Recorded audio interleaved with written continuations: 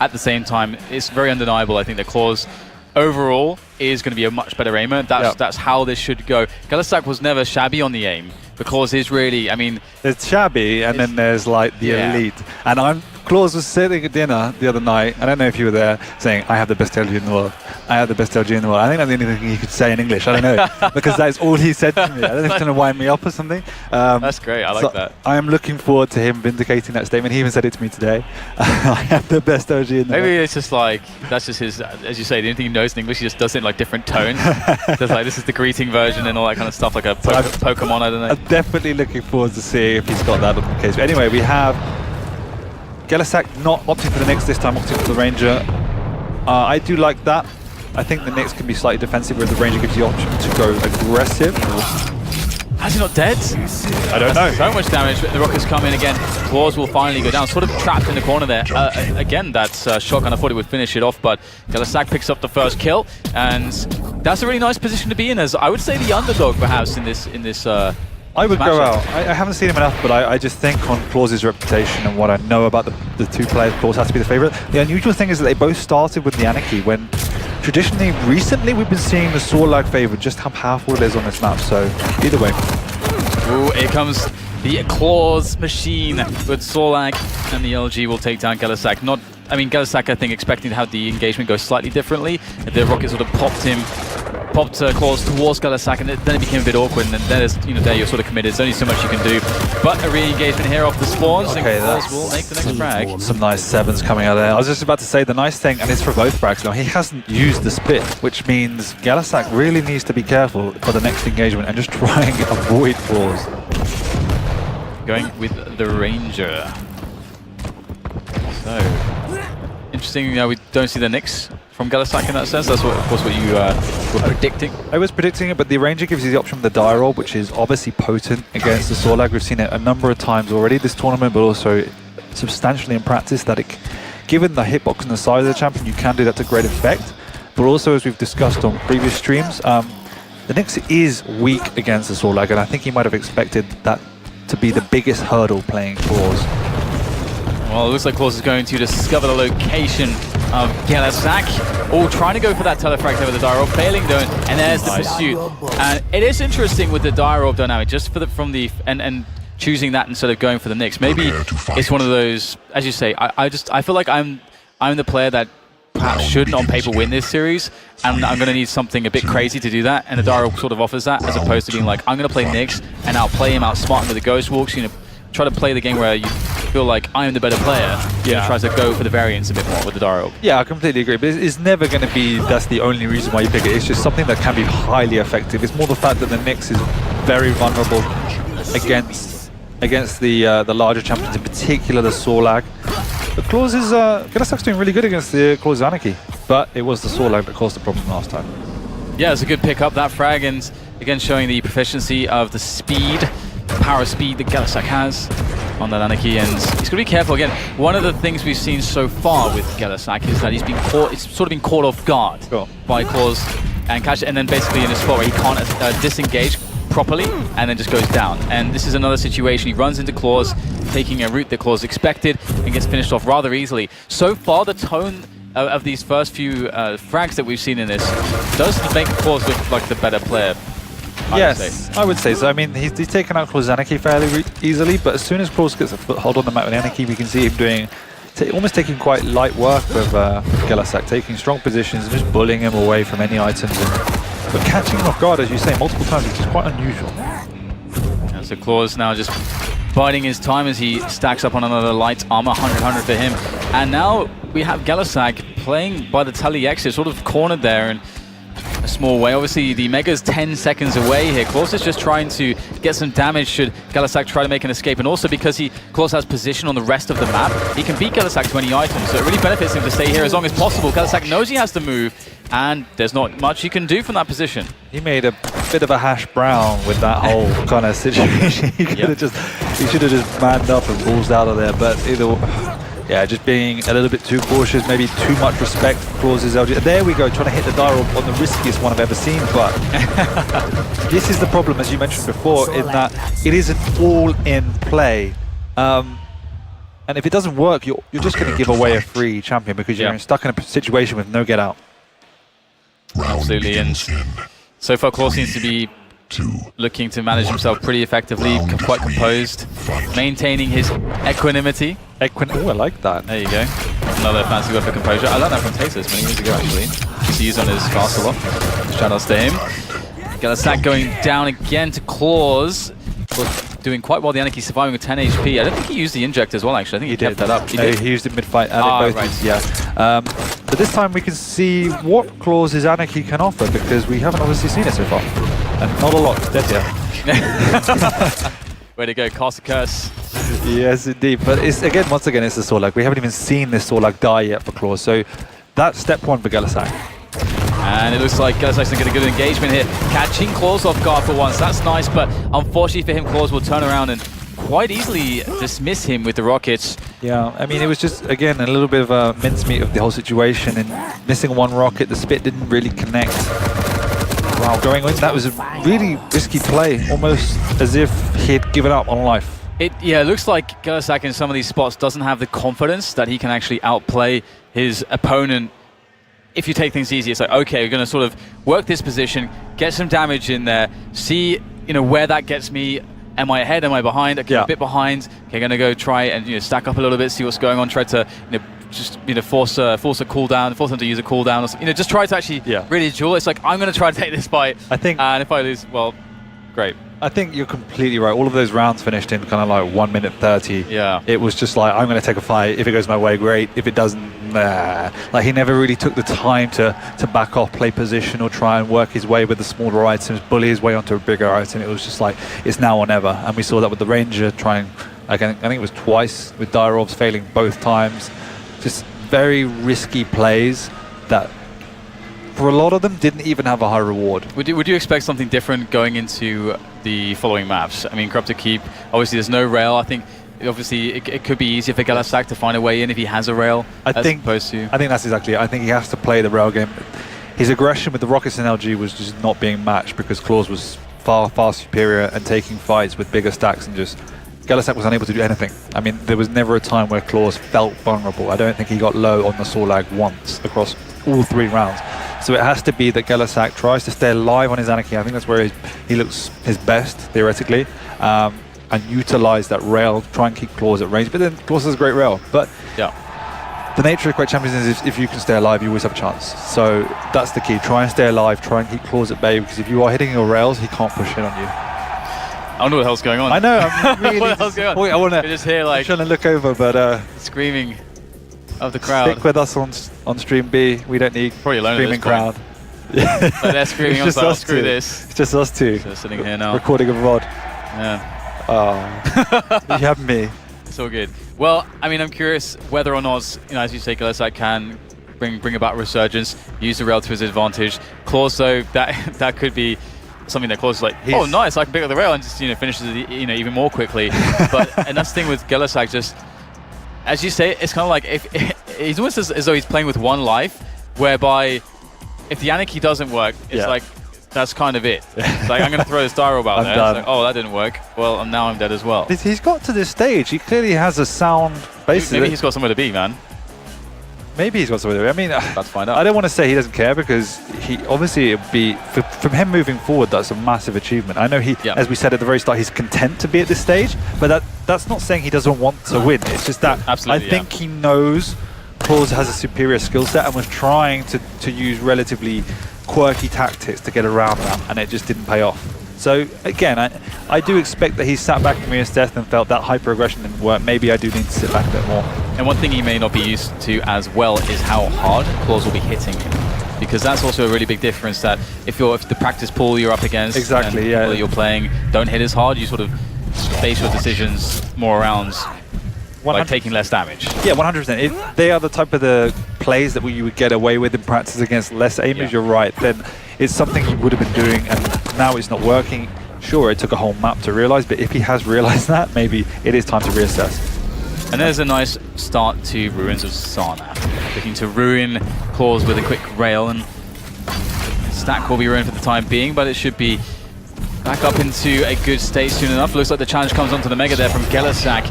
get the pick up on that one. So gellehsak in the driving seat at the moment, looking to see if he can do something to continue to pressure clawz. But I mean, we had this conversation earlier, not later, not coming back from the future, but earlier we were talking about how the war of attrition is not really a thing in this game so much, as you can reset the situation so much. You have to be able to close down the kills. Yeah, and one of the key reasons obviously is the abilities, the fact that you can then just reset instantly with an anarchy. The other reason is that the major items aren't such a big influence anymore, that if you fall back and take a couple of small items, then you're basically on even keel again. So you need to pick your fights and finish your opponent almost in that fight, because as you say, it's not a slow game where you can just grind them down over time necessarily. But it does seem that gellehsak learned his lesson from the previous map. Maybe just really was not comfortable on Corrupted Keep, because so far it's been a solid start. He's hit a couple more rails on clawz, and clawz is playing relatively hesitantly. And clawz looking to find his opponent there at the heavy armor. Some good rockets there to set him at arm's length, but a good connection on the rail will allow clawz to keep the aggression up here, and we'll see him go straight for the teleporter there. But it's gellehsak with the rocket, a very well placed rocket to finish off clawz and maintain the anarchy, which has been so good for him. Finding another good rocket there, sprinting around the corner, the combo with the rail, and gellehsak, he's doing it, man. He's doing it. That was awesome. I thought when you're charging in there, no, you're going to get spat on, but he managed to evade it, hit a nice rocket to rail combo, and he is now 2 champions up against clawz, killing that Sorlock for the first time this game. But still, there is a Nyx to deal with. He's not gone to this point before, but that's a good start there. Good connection. Nyx, very small hitbox, very annoying to connect those rails onto, but there goes the Ghost Walk. Very aggressive stuff from clawz. After taking the round, gellehsak's so stacked, this surely is the round. It will be. gellehsak will drop clawz there, and too aggressive from clawz, and very nice from gellehsak. Yeah, it looks like he's going to get himself on the boarding after seeing the first map. It was definitely looking quite bleak for gellehsak, but can he get a good start here with his anarchy again? Because that's our fear, I think, for gellehsak. Should he lose the anarchy, that his efficacy sort of drops quite significantly. But we'll see if that's the case on this map. No, he needs to. He still needs to get a rocket. He still needs to get a rail.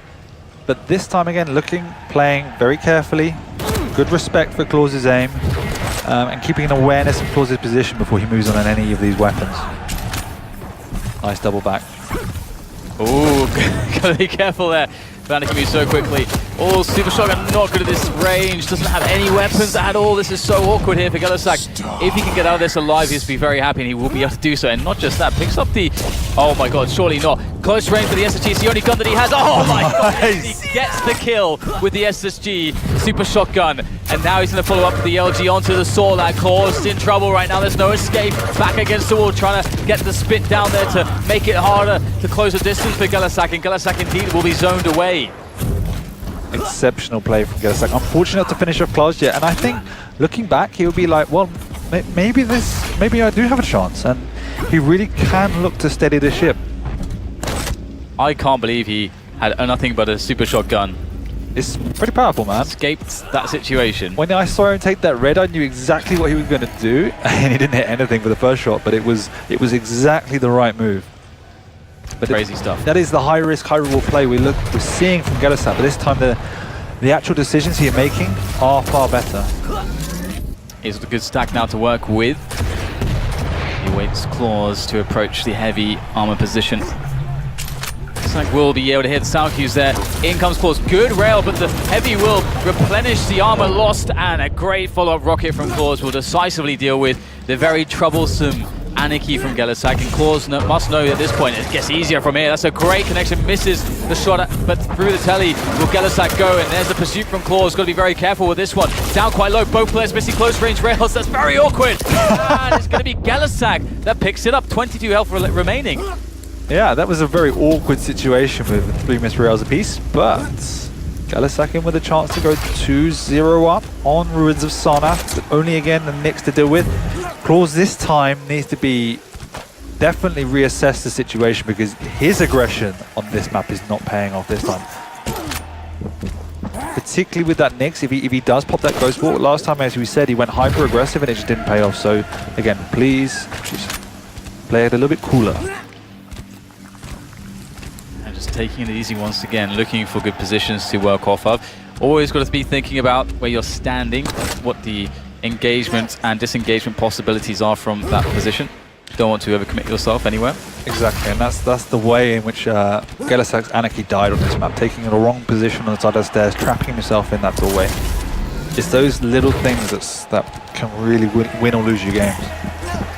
It's an interesting spot now for gellehsak due to the fact that clawz was able to win the fight for that Mega. Did pop the Ghost Walk to do so though, and we can see a passage of play, which is going to start to become quite aggressive. It was passive for ages there, but the Spit's doing quite some damage. clawz very low here. Let's pick up the bubble though. He is very low, but the amount of damage that clawz put out there must have been 100% lightning gun, because gellehsak was almost fully stacked and he went down to 56 HP. Shadows hide me. He needs to get out of here now.